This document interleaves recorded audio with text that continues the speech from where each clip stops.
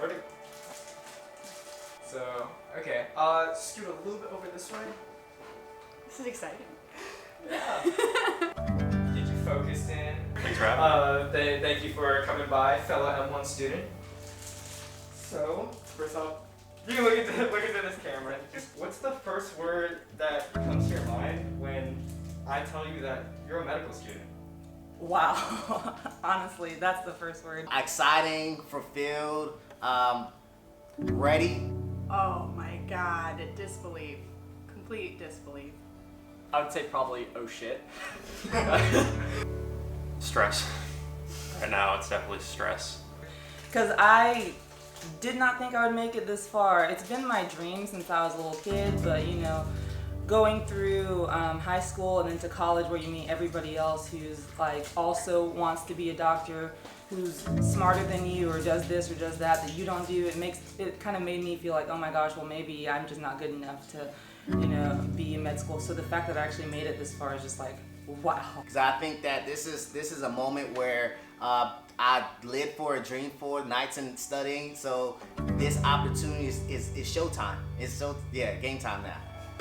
And because like it's one of those things where like I have like one moment a day where I'm like, oh my God, like I'm gonna be a doctor, and then like later that day I have a moment going like, oh my God, I'm gonna be a doctor, and like what have I done? So it's sort of a mixed bag for me.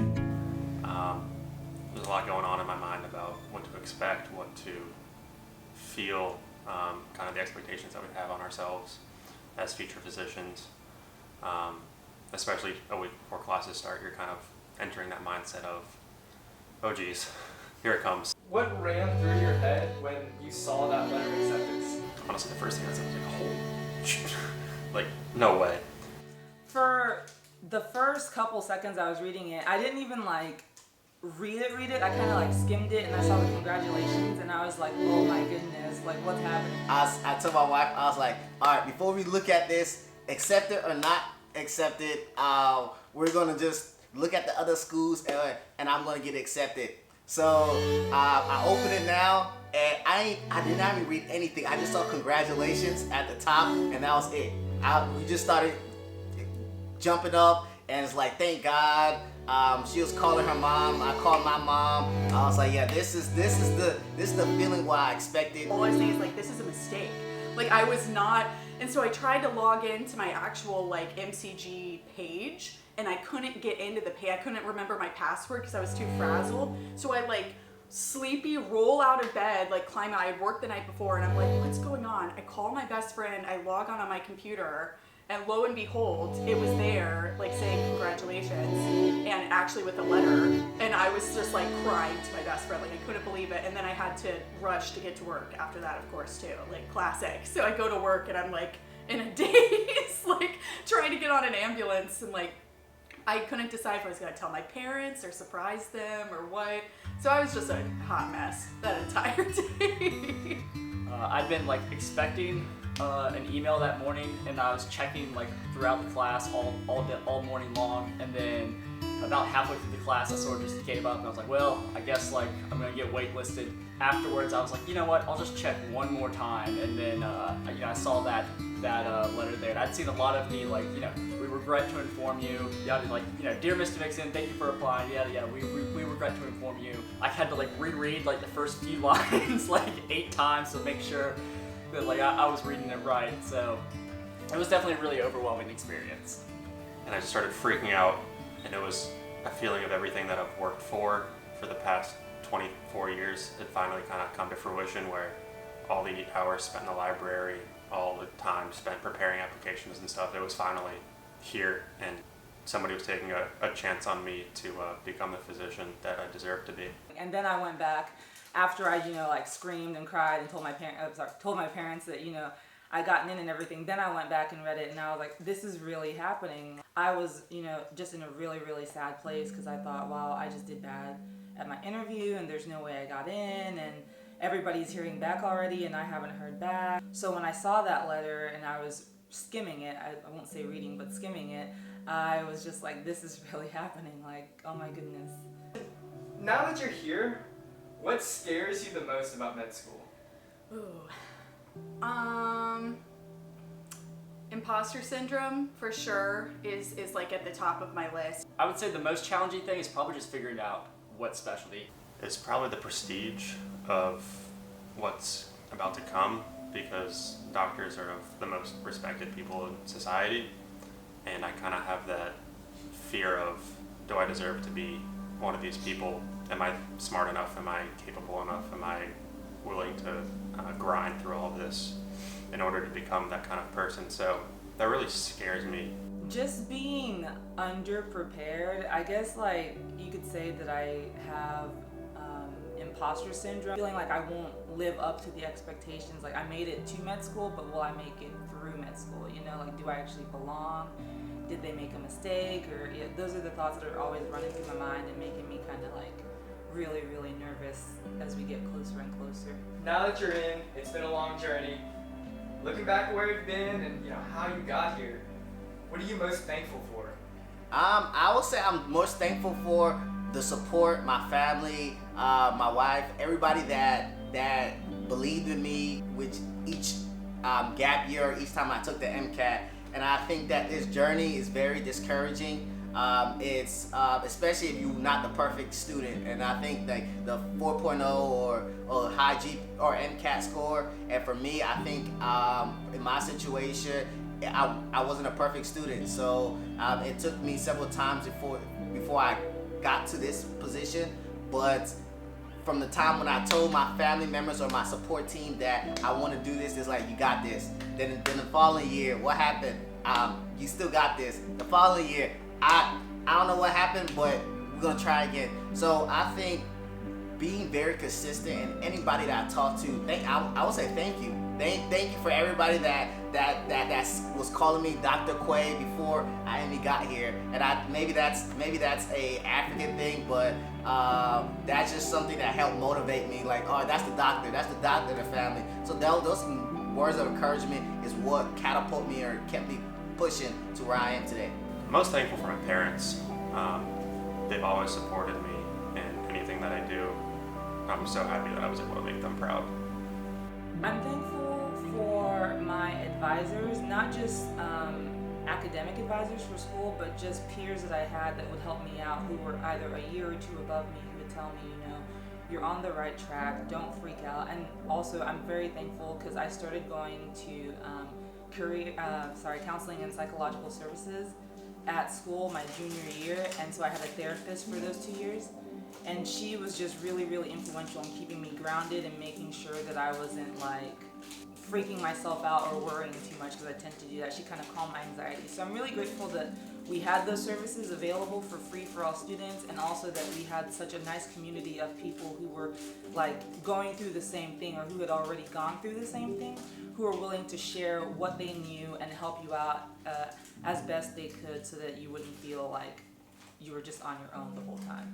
I'm so thankful for like every single mentor who's like taken time to really help me get through this, and the folks who have said like, no, like you'll be a good doctor, like keep this up, like even if the process isn't working out for you yet, the timing will be right, something will be right, it will all make sense one day. And I'm just really, really grateful that I had so many like champions of mentors to like keep pushing me when I was so nervous, to even keep going and feel like, is this the universe like hinting at me that I should try something else, and instead saying like, no, it's just the timing's not right. So I hope they're right. I think they are, but I'm very grateful for every person who's supported me through this whole crazy adventure.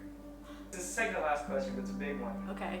So, as a med student and as a future physician, a role that we often forget that we almost get thrust into because of our title is being a leader in our community, and having that role to be almost an inspiration for the next generation. There are a lot of kids in high school and college right now that are praying for the position that we're in right now. Absolutely. So, what do you hope to give to your community, to your friends, to your family, and now to your future patients as a medical student and a future physician? I love this question. The most important thing that I can just give to all of those people, whether it's the community, the patients, my fellow students, is just empathy and sympathy. I think for a lot of people, we're stuck in our heads a lot, and we tend to focus on ourselves and our problems and our situations, and we think that, you know, what we're going through is the end all be all and nobody else can relate to us. But just being able to step outside of yourself and look